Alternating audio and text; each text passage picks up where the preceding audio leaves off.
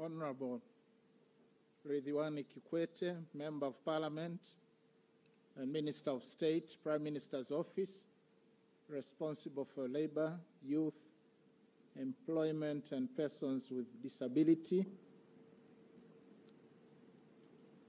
Excellencies, allow me to stand by the already established protocol in the interest of time. Good morning.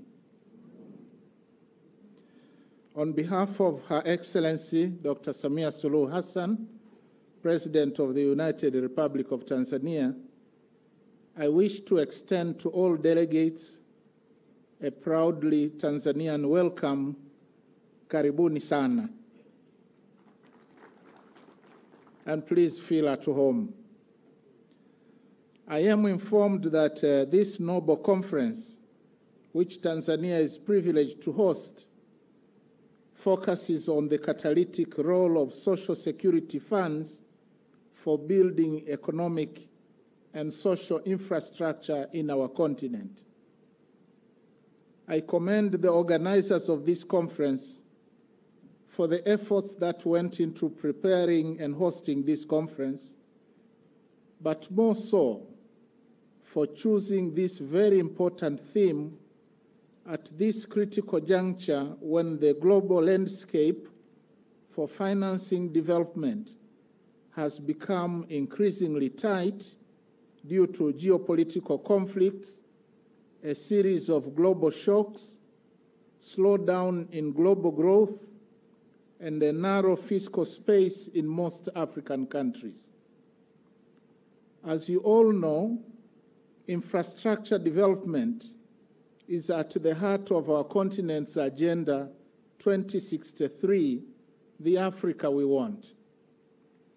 It envisions transforming Africa's infrastructure in order to improve connectivity through high-speed railways, highways, and robust ICT infrastructure, but also energy security through regional power pools, clean and affordable energy. The agenda also seeks to enhance digital connectivity by building ICT infrastructure, digital economies, innovation, and global competitiveness of our motherlands. Distinguished delegates, traditionally, social security funds were primarily preoccupied with mobilization of collective savings for subsequent investment in social protection. However, over time, the funds found it prudent to diversify their portfolios into new frontiers, particularly real estate and infrastructure. Fortunately, social protection and infrastructure development have a symbiotic relationship. Improved infrastructure has the potential to improve livelihoods through job creation and catalyzing economic activities, and thereby reducing the need for social security programs. Moreover, robust social security schemes provide social safety nets that allow more people to participate in productive economic activities. In short, while social protection is crucial for reducing poverty and inequality, good infrastructure on its part facilitates socioeconomic activities and thereby drives growth and improvement of people's welfare. Distinguished delegates, despite various measures taken by African governments to modernize socioeconomic infrastructure, the infrastructure deficit remains one of the biggest development challenges facing most African countries.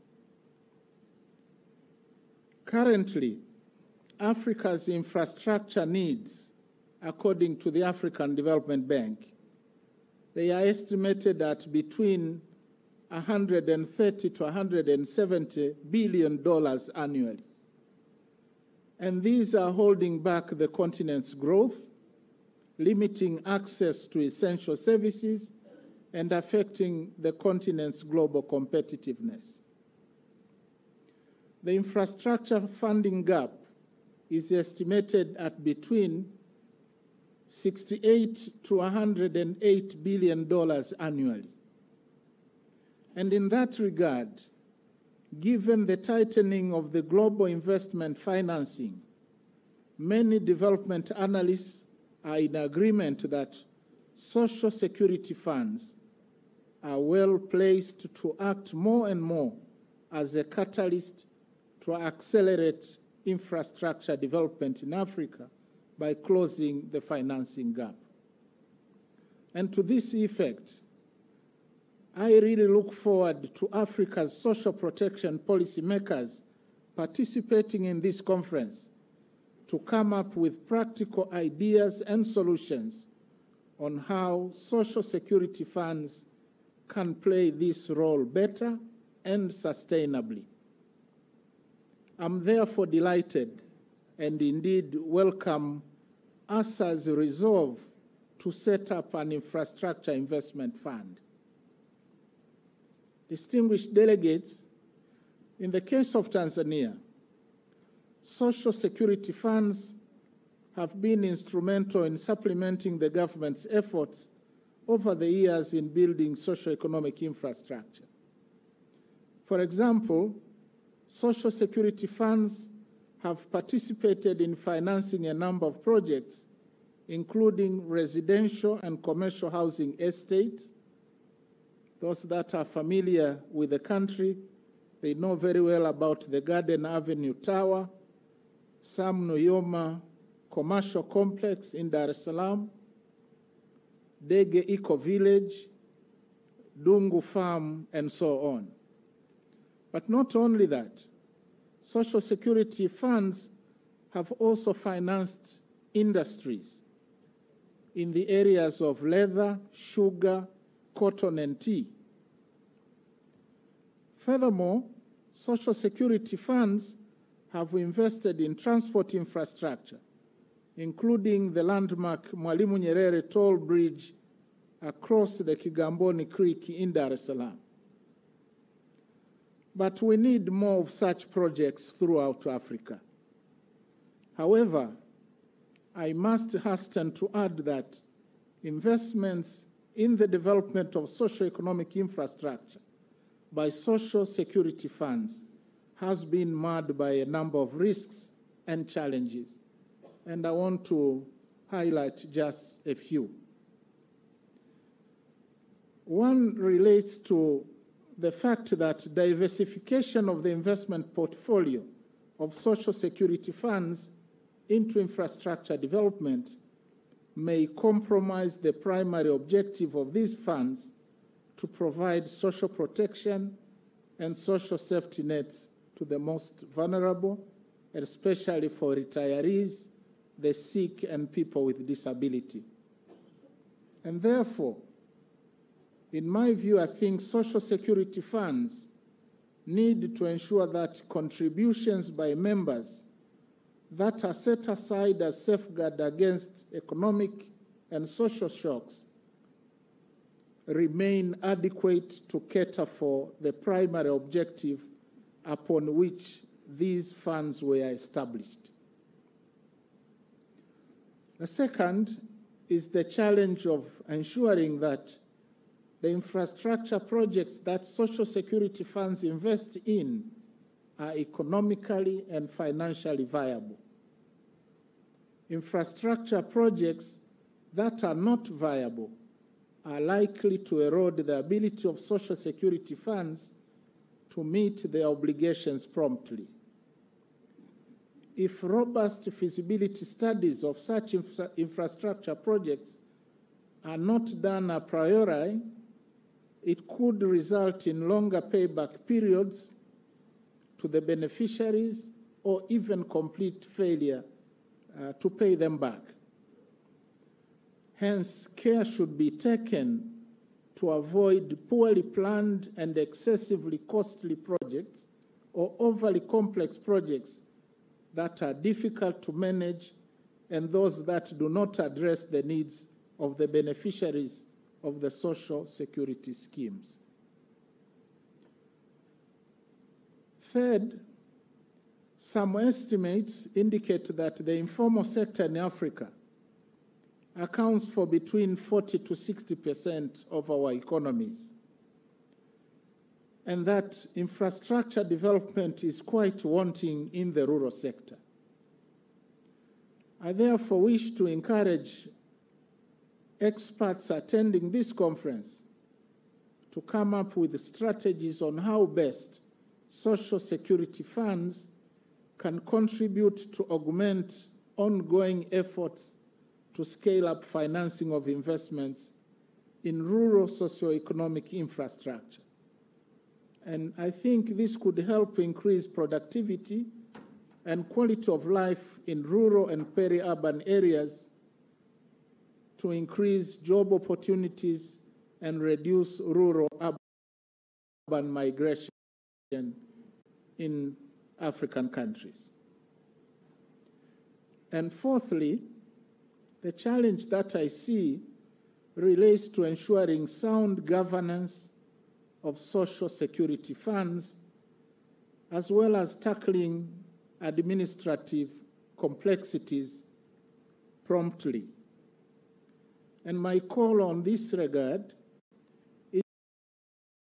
is for the experts in the room to provide a compass on how best African countries can harness modern technologies, including ICT and artificial intelligence, to navigate through such risks.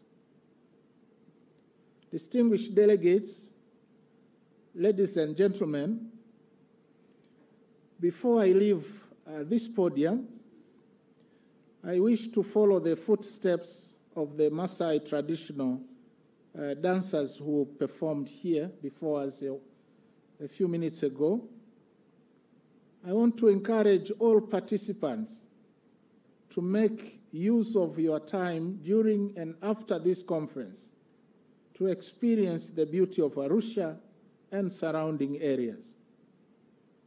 I am aware that an excursion to the Ngorongoro crater has been organized on the 12th of July.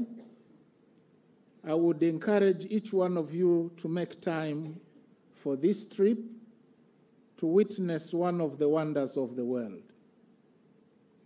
For those who wish to stay a little longer after the conference, I also encourage you to visit other world-class tourist attractions, including the Arusha National Park close by, Mount Kilimanjaro, the rooftop of Africa, as well as the pristine beaches of Zanzibar. I also heard the request by the outgoing ASA chairperson in terms of requesting the government for support to reduce the cost of establishing the ASA headquarters here in Arusha. Let me just say that the request is warmly received, and I want to use this opportunity to task my Minister of State to work on this request, and I'm quite sure the social security institutions in Tanzania can syndicate to address this request. With regard to according the ASA diplomatic status, again, I'm asking the Minister of State to consult with our Minister of Foreign Affairs to see what it takes to accord ASA diplomatic status. So once again, I wish you a fruitful conference and urge you to proactively participate in sharing experiences and best practices with the aim of resolving existing challenges and coming up with appropriate and forward-looking resolutions that will enable social security funds to catalyze the development of socio-economic infrastructure in Africa.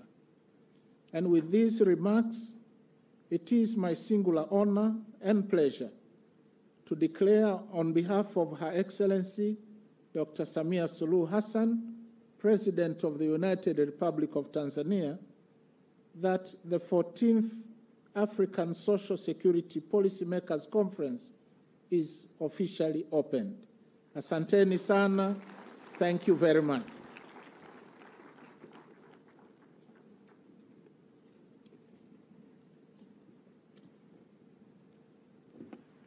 Your Excellency, may I kindly request you to remain back.